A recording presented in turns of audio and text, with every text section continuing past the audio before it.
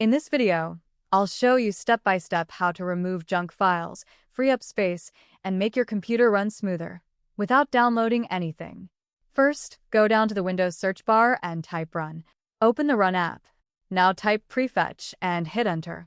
If Windows asks for permission, just click Continue. This folder stores old cache files that your PC no longer needs. Select everything inside the folder and delete it. Now, let's clean another folder that fills up over time. Open Run again.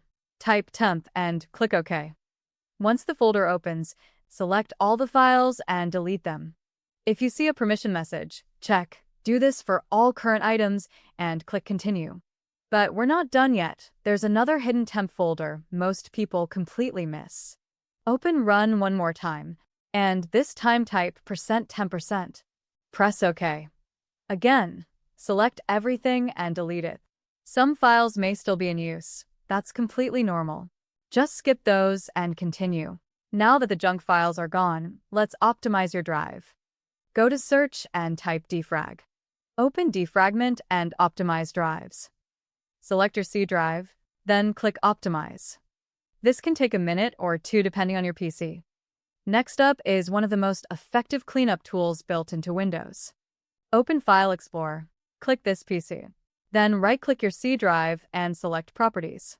Now click Disk Cleanup. And here's the important part. Click Cleanup System Files. This scans for unnecessary Windows files that are wasting space. Once it loads, make sure all the boxes are checked. Then click OK and select Delete Files. And finally, this last step can make a huge difference when your PC starts up.